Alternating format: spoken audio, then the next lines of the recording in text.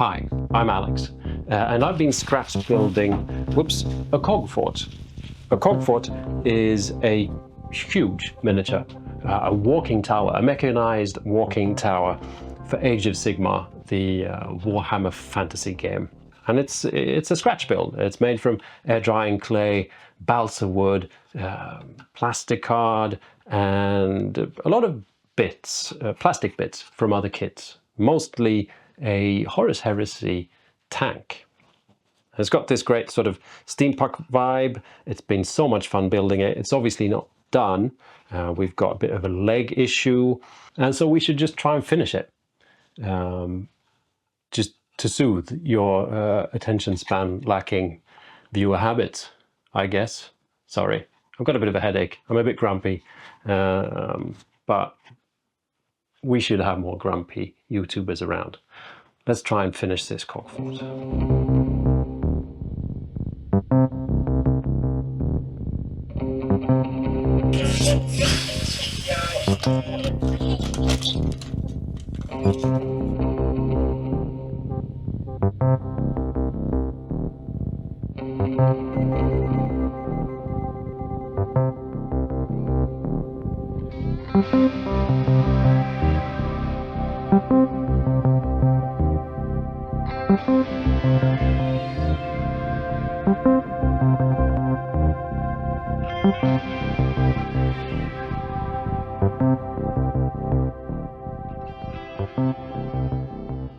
And we have a wheel. It's a really silly wheel, but I like silly things, so this is perfect. The reason I started with the wheel is because the height of the wheel is what sort of dictates the height of the legs. So I needed the wheel in place to be able to make the legs. There's a really cool thing I realized with these chains. There's chains all over the build. There's going to be chains on the legs that all lead up to this engine up here. But it really ties everything together. Like all these bits that are from different kits and all these, you know, putting chains on them just makes it look like this is just the way it's meant to be. This is machinery. It's all tied together by chains. And that's smart stuff to use when scratch building. It doesn't have to be chains, but it could be something else that just is the same all over the same build. So you've got all these different materials, bits from different kits, but you've got something that is just a reoccurring theme all over the build. So I think that's pretty smart. If you are using chains for something, for whatever, it's kind of smart to solidify them before painting, because having a dangly chain can be kind of tricky to paint. Like this one here on the wheel is still a bit dangly. These are not dangly, and that's because I've gone over them a few times with watered down PVA glue, and that just sort of makes them solid. You could probably use super glue, like really thin super glue. I know sort of Loctite makes that really thin super glue, might work. I just use watered down PVA glue. There's obviously different sources of inspiration when it comes to legs. Games Workshop has these really proper legs. It looks kind of Bretonian, dwarven, sort of very nice and proper, which is maybe not my cup of tea. We've obviously got more spindly legs going from other sources of inspiration, like this lovely Studio Ghibli film, which is probably the coolest cog fort around. But I've also been looking at the bits, like what have I actually got at hand, and these sort of tank bits where the tank tracks are supposed to go on, with some wooden details, obviously chains and stuff. I think maybe this is the way to go. But I'm wondering if I wonder if elevation should be taken into account. Could be cool. And by elevation, of course, I mean sort of rocks or something on the base. I've got the huge base here. I've already added some cobblestones made from a roller pressed into some green stuff. And if, you know, say there'd be a big pile of rocks there, and we've got the castle, and the castle is actually sort of walking over or on top of the rocks on one side, but on the other side the legs are just down. That just gives us a bit more of an action pose from this very action-filled miniature, bigature.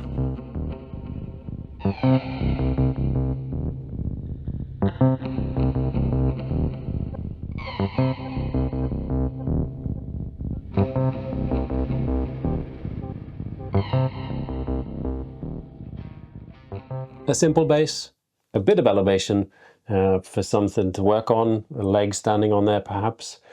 The rest is just what I envision I probably will do to the rest of the Cities of Sigmar army, with tufts to come, of course. It's not wargaming if there's no tufts.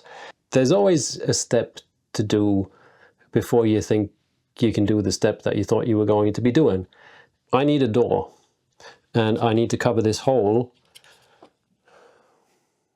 that goes right through there, which is sort of like a trapdoor or something where the troops can run down and jump out through the big door. Look, I built a door. Ta-da! But this all needs to be sealed up before I can actually build the legs. This is one of the things with scratch building. If you don't have a plan, which I never have a plan with scratch building, just one step at a time, you usually have to take 2 steps back before you can continue because you forgot about stuff. So I'm just going to use random pieces of plastic that kind of seem to fit. This is not going to be very visible, just to cover this hole up. And maybe that means I can actually glue the legs onto these things as well, so we get a bit of a sturdier construction. But I quickly built a door. It's just a sheet of something from a tank with some wooden poles on it. There's obviously needs, you know, all of this needs to be decorated. And that's like the last step in my mind. I need to have an entire construction sort of done before I can go into the nitty-gritty details. Like, you know, this door would be nice with like a shield on it or something, like a Cities of Sigmar shield. And it'd be nice maybe with something over the doorway. There's all these tiny little details that probably will be like what completes the build is what comes last. This is just getting it to 90%.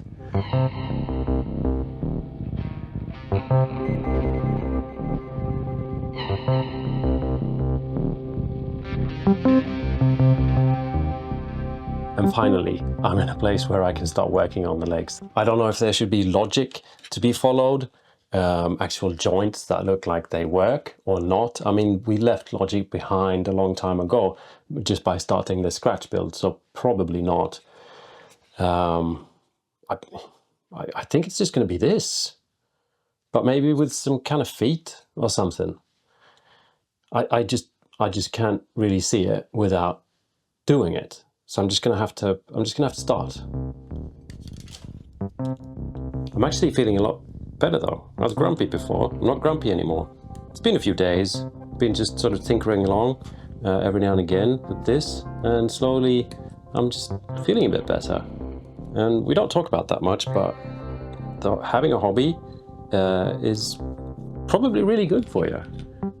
Using parts of your brain that you don't usually use, and you're relaxing parts of the brain that you use too much. We should just consider that every now and again, that it's not what you end up with, it's the fact that you're just sitting down doing it. Even though I would like to end up with the legs, but yeah, hopefully you get my point. I'm going to have to try and pin this somehow. Yeah, a little pinning trick is to add your pins to the one bit, and then some blue tack. I mean, this is where you can't really see what you're doing, you know, but if you add some blue tack, you can add your bit where you think it's going to be, where it's supposed to be, stick it in there, and you get little holes in the blue tack, and that's where you can drill your holes for your pins.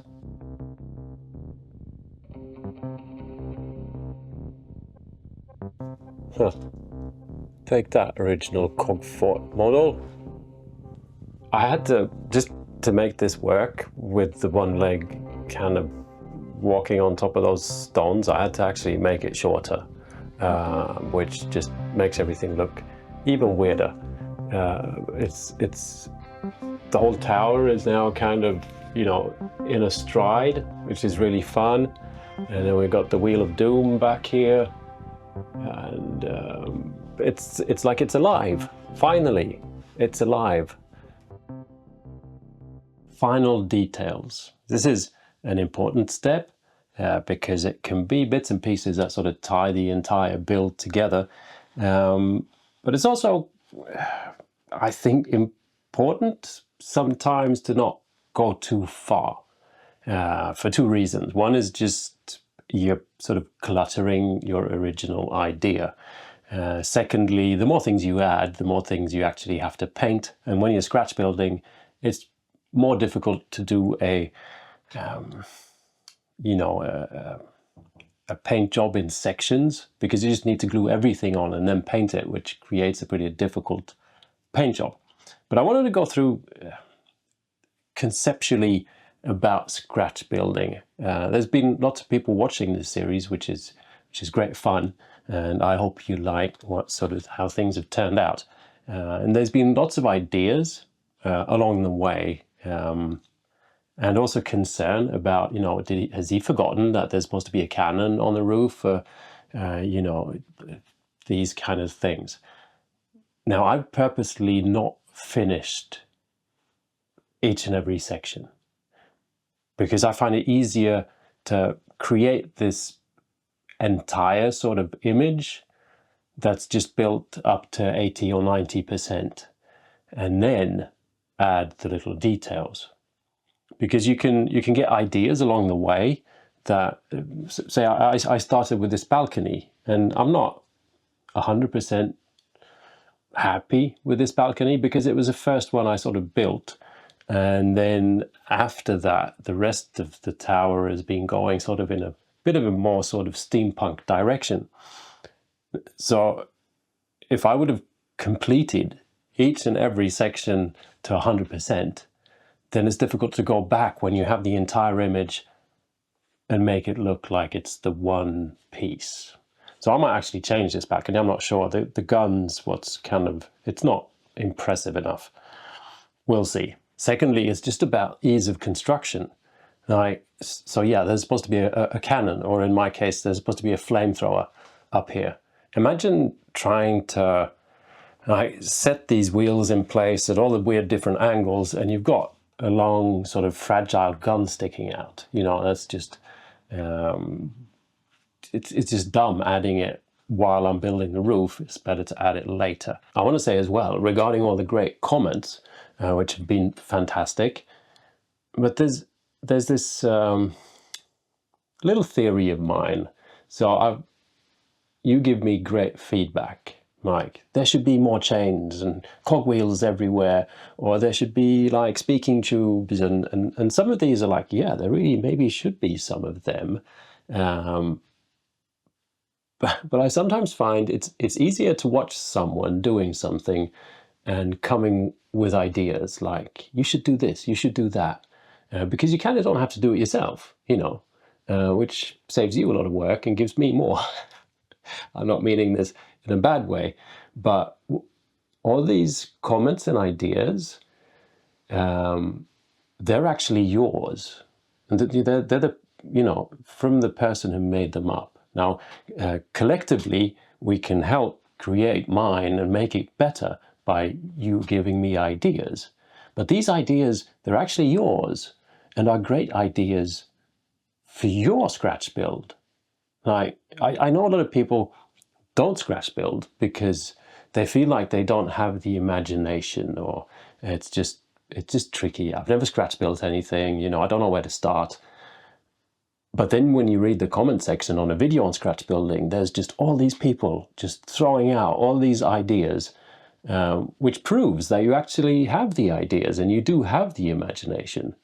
And so a sort of hack, I guess, is to watch someone scratch build something, and you have these thoughts like, it would be cool if there was this thing, and it would be cool if it was that thing. That's actually your imagination working, and is actually the proof of the fact that you can scratch build yourself. And so my urge is when you get these ideas, when you watch someone else, try and kind of save them for yourself as well. And you can maybe have a little bit of a notebook or something. Like, it'd be fun to scratch build something with lots of cogs on it, and then just one day try it. Might not be something you end up using, but I know it's sometimes difficult to understand that or harness your own imagination, but seen from another angle, like, I can actually see, like, pretty much everyone has great imaginations. It's just about realizing that, you know, you do have one and you can just use it. Now, no more talking, more building.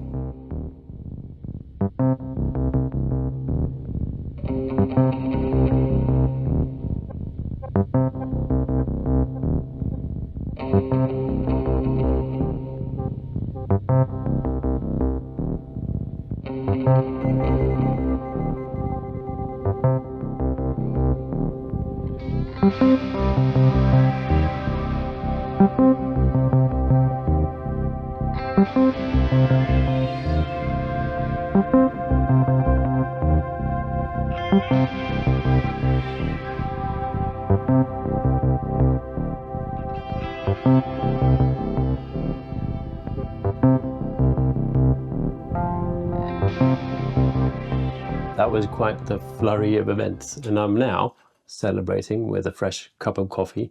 There's actually a biscuit over there because the cog fort is done. Let's just go through what just sort of happened. We got a little bit more details on the door, as well as some spikes, because it's Warhammer.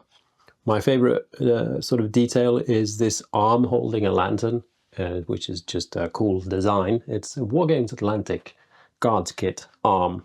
We've got a bit of a speaking system installed.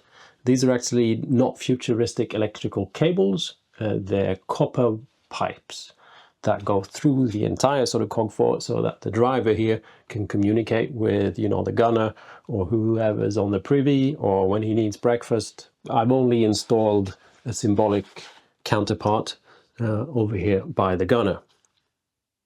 We've got some additional sort of metallic-y industrial bits all over the tower, because it just creates a better image of this monstrous mechanical beast rather than just a clay walking tower.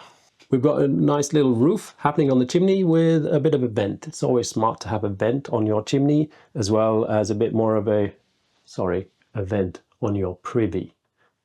And as well as a little chimney up top, because, you know, there's a flamethrower up here now, and there's probably lots of nasty fumes and whatnot from all those liquids sloshing about. We've got these great sort of gargoyle-like heads on the roof, which I think they're from a Oathmark kit. I just really like these heads, and they're different enough in design when putting it into a Warhammer universe that they look like they're statues.